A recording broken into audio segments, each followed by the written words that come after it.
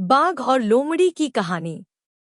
घने जंगलों से घिरा हुआ एक विशाल वन था। उस जंगल में ऊंचे ऊंचे साल और सागौन के पेड़ थे, जिनकी छाया में असंख्य पशु पक्षी रहते थे। उसी जंगल का राजा था एक भयानक और शक्तिशाली बाघ। उसकी दहाड़ से पूरा जंगल कांप उठता था। बड़े बड़े हाथी, ताकतवर भालू और तेज हिरण भी उससे डरते थे। बाघ को अपनी शक्ति पर बहुत घमंड था। वह सोचता था कि इस जंगल में उससे बड़ा कोई नहीं, उसकी आज्ञा ही कानून है। बाघ रोज शिकार करता, पेट भर खाता और बाकी समय जंगल में अकड़ते हुए घूमता। वह छोटे जानवरों को बेवजह डराता, कभी कभी बिना कारण ही उन्हें घायल कर देता। जंगल के सभी जानवर उससे भयभीत रहते थे, लेकिन कोई भी उसके खिलाफ बोलने की हिम्मत नहीं करता था। उसी जंगल में एक लोमड़ी भी रहती थी। वह ताकत में कमजोर थी, न उसके पास नुकीले दांत थे, न तेज पंजे, लेकिन उसकी सबसे बड़ी ताकत थी उसकी बुद्धि। लोमड़ी हर परिस्थिति में सोच समझकर काम लेती थी। वह जानती थी कि बल से नहीं, बल्कि दिमाग से बड़ी समस्या हल की जा सकती है। एक वर्ष जंगल में भयंकर सूखा पड़ गया। नदियां सूखने लगी, तालाबों में पानी कम हो गया और शिकार मिलना कठिन हो गया। बाघ को भी कई दिनों तक ढंग का शिकार नहीं मिला। भूख और गुस्से के कारण वह और अधिक क्रूर हो गया। वह जो भी जानवर दिखता उसे मार डालता, चाहे उसे भूख हो या न हो। एक दिन बाघ की नजर लोमड़ी पर पड़ी। वह उसे देखकर गुर्राया और बोला, लोमड़ी, आज तू मेरा शिकार बनेगी। बहुत दिनों से मुझे ढंग का भोजन नहीं मिला है। लोमड़ी डर तो गई, लेकिन उसने घबराहट नहीं दिखाई। उसने तुरंत दिमाग लगाया और शांत स्वर में बोली, महाराज, आप मुझे मार सकते हैं, लेकिन उससे पहले एक बात सुन लीजिए। बाघ को अपने बल पर पूरा विश्वास था। उसे लगा कि यह कमजोर सी लोमड़ी क्या ही कर लेगी। उसने गर्व से कहा, ठीक है, बोल, लेकिन याद रखना, तेरी मौत तय है। लोमड़ी ने सिर झुकाकर कहा, महाराज, मैं तो बहुत छोटी और दुबली हूं। मुझे खाकर आपकी भूख भी नहीं मिटेगी।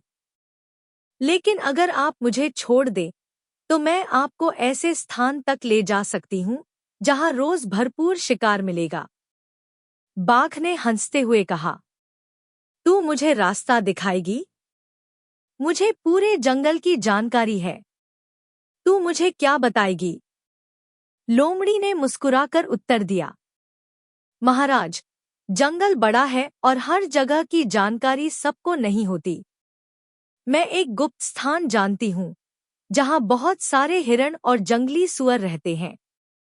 लेकिन वहाँ वही जा सकता है जो समझदारी से काम ले। बाघ कुछ सोच में पड़ गया। भूख ने उसके घमंड को थोड़ा कमजोर कर दिया था। उसने कहा, अगर तू झूठ बोल रही है, तो मैं तुझे वहीं मार डालूंगा। लोमड़ी बोली, मुझे स्वीकार है, महाराज। दोनों साथ चल पड़े। रास्ते में लोमड़ी बाघ को जंगल के गहरे हिस्से की ओर ले गई। चलते चलते वे एक पुराने कुएं के पास पहुंचे, जिसमें सूखे के कारण थोड़ा सा पानी बचा था। कुआं गहरा था और उसकी दीवारें चिकनी थी। लोमड़ी ने कुएं की ओर देखकर डरने का नाटक किया और बोली, महाराज, यही वह जगह है। लेकिन यहाँ एक और बाघ रहता है, जो खुद को इस जंगल का राजा मानता है। बाघ यह सुनकर आगबूला हो गया। क्या कहा? मेरे जंगल में दूसरा बाघ? वह कहाँ है? लोमड़ी ने कुएं में झांकते हुए कहा, महाराज, वह यहीं नीचे रहता है। लेकिन सावधान रहिए, वह बहुत क्रूर है। बाघ गुस्से में कुएं के पास आया और नीचे झांका। पानी में उसे अपनी ही परछाई दिखाई दी। उसे लगा कि सच में कोई दूसरा बाघ है, जो उसे घूर रहा है। बाघ ने जोर से दहाड़ मारी। कुएं से गूंजकर वही आवाज लौट आई।